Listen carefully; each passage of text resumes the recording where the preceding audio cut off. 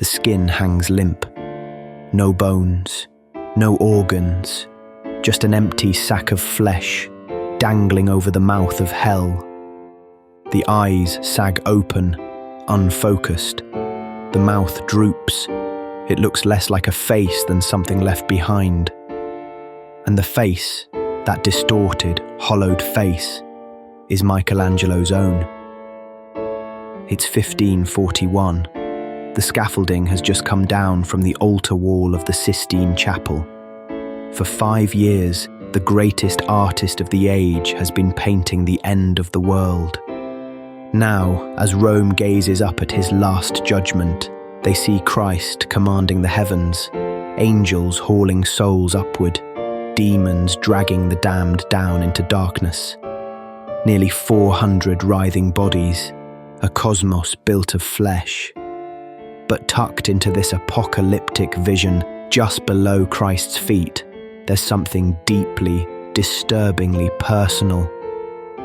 St. Bartholomew sits on a cloud. In one hand, the knife that flayed him alive. In the other, his own skin. Except the face on that skin isn't the saint's, it's Michelangelo's.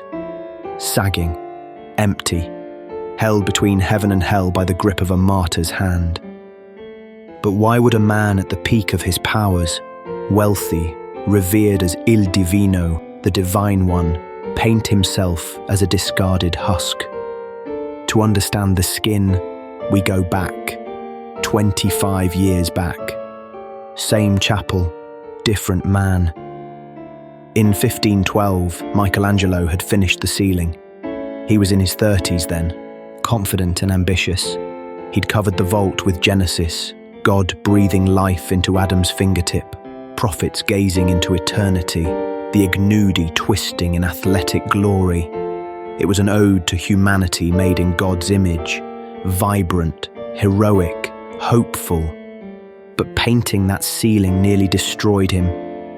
He wrote a poem about it, a bitter, darkly comic thing sent to a friend.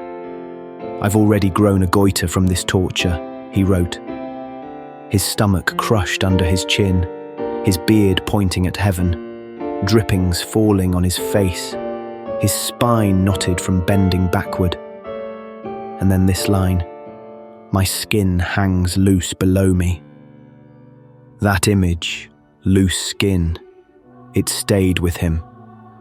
By 1536, when he climbed the scaffold again to paint the altar wall, Michelangelo was 61.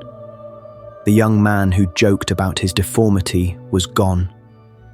What remained was someone worn down by decades of papal demands, family burdens, bodily pain, and a gnawing terror about the state of his soul. The world had changed too. The Reformation had torn Christendom apart. Rome itself had been sacked in 1527, pillaged and traumatized. The church that once seemed eternal was fracturing. And here was Michelangelo, tasked with painting Judgment Day. So he painted chaos. Christ at the center, muscular, powerful, arm raised. But there's no hierarchy here, no orderly procession of the saved and damned like in medieval art. This is a maelstrom, bodies tumbling, rising, sinking, gravity and grace locked in a brutal tug of war. Even the Virgin Mary shrinks at Christ's side, as if overwhelmed by the sheer enormity of judgment. It's a different vision from the ceiling, darker and more desperate.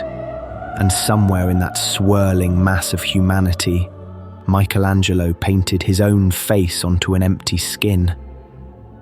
Think about what he's saying. Not, "Here I am among the blessed." Not even, "Here I am among the damned." Just, "Here is what's left of me."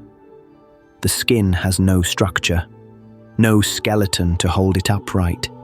It's pure vulnerability, a discarded husk, and it hangs just above hell, suspended only by the grip of St. Bartholomew. Michelangelo knew anatomy better than almost anyone. He'd dissected cadavers in his youth, studied muscles and sinews with surgical precision. So when he painted this skin, limp, deflated, anatomically correct, he knew exactly what he was doing. He was painting exhaustion, spiritual exhaustion. By this point in his life, Michelangelo felt flayed by everything, by his family who'd bled him dry for decades. His father and brothers treated him like a walking bank, demanding dowries, shops, estates. "I live wearied by stupendous labours," he wrote, "and never an hour's happiness have I had, and all this have I done in order to help you." Flayed by the popes. For 40 years, he'd been chained to the tomb of Pope Julius II, a commission that became a nightmare of broken contracts and accusations of embezzlement. "I lost the whole of my youth, chained to this tomb," he wrote in 1542. He told a friend it would have been better if he'd been a maker of sulphur matches, cheap, combustible, disposable. Instead, he was stoned every day as if I had crucified Christ. Flayed by his own body, kidney stones, failing eyesight, a catastrophic fall from the scaffold during the painting of the Last Judgment that left him with a mangled leg, locked in his house, refusing help until a friend forced his way in. And flayed, most of all, by doubt. Because here's the thing, Michelangelo wasn't sure he'd be saved. In the 1530s and 40s, he became close friends with Vittoria Colonna, an aristocratic poet and part of a circle called the Spirituali, Catholic reformers who flirted dangerously with Protestant ideas. They believed in justification by faith alone, that human works, charity, prayers, even art, couldn't save you. Only God's grace could. For Michelangelo, this was both liberating and terrifying. If works don't save you, then what was the point of it all?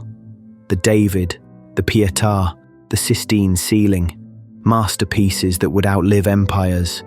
None of it mattered for his soul. He was just flesh. Fallible, sinful flesh. In his poetry, he wrestles with this. He describes himself as indeterminate twixt good and ill, a pilgrim soul seeking salvation but unsure of the path. He writes of the silkworm that must die and shed its casing to be reborn, of the snake sloughing off old skin on a rock to renew itself. The flayed skin in the fresco is that old self, shed and discarded. It is the visual articulation of sola fide, faith alone. If works cannot save you, the old man, the ego, the flesh must be shed to put on Christ. It's Michelangelo stripping away everything, his genius, his reputation, his pride, and presenting himself as nothing, an empty vessel waiting to be filled or dropped. Look at where the skin is placed. It dangles in the perilous space below Christ's feet, caught in the painting's vertical tension, where mercy and judgment have not yet resolved, just suspended, held. Saint Bartholomew gazes upward, as if offering the skin and Michelangelo's face to Christ for judgment. There's a kind of awful hope in that placement. The skin has no merit of its own. It can't save itself, but it's held in saintly hands, gripped, not yet dropped. The American art historian Leo Steinberg later called it a merciful heresy. Michelangelo's prayer that maybe, just maybe, grace would be enough. This wasn't vanity, this was confession. The man the world called divine was painting himself as the least among the least, a bit of flesh tenuously held over hell, waiting to see if he'd be filled with God or fall into darkness. The fresco scandalized people immediately. Too many nudes, too much flesh. The papal master of ceremonies, Biagio da Cesena, called it fit for a bathhouse, not a chapel. Michelangelo's response: he painted the man as Minos, the judge of hell, with donkey ears and a snake biting his genitals. When Biagio complained to the Pope, the pontiff reportedly shrugged, My authority does not extend to hell. You'll have to stay there.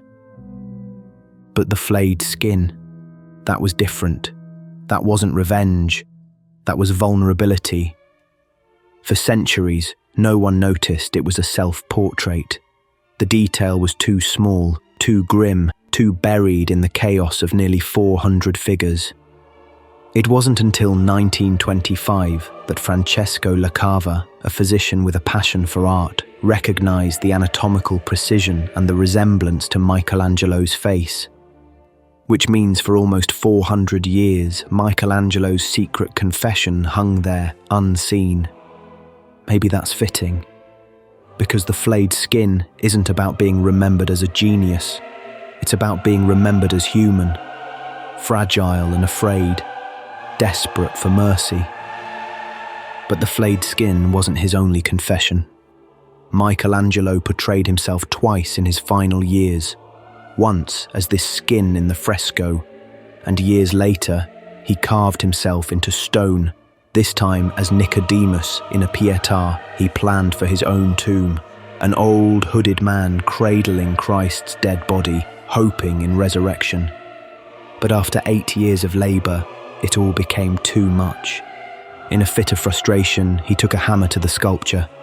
He shattered Christ's arm and left leg. He would have smashed the whole thing if a servant hadn't stopped him. Both self-portraits show the same thing: a man confronting his mortality, placing himself literally in scenes of judgment and redemption, not as a spectator, not as an artist, as a supplicant. "Neither painting nor sculpture can any longer calm my soul," he wrote late in life, now turned toward that divine love who to embrace us opened his arms upon the cross. The works that made him immortal couldn't save him, so he painted himself as an empty skin, waiting. There's a brutal honesty to it. The greatest artist of the Renaissance, the man who carved David, who painted God giving life to Adam, reduced himself to this, a deflated sack of flesh. No pretense, no glory, just the truth of what we are when stripped bare.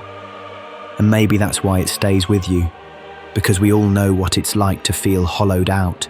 The fear that when everything is stripped away, the accomplishments, the personas, the roles we play, there might be nothing left. Michelangelo painted that fear, put his own face on it, and hung it between heaven and hell. The skin dangles there still, in the Sistine Chapel, just below Christ's feet, empty, waiting, held, for now, in a saint's hand.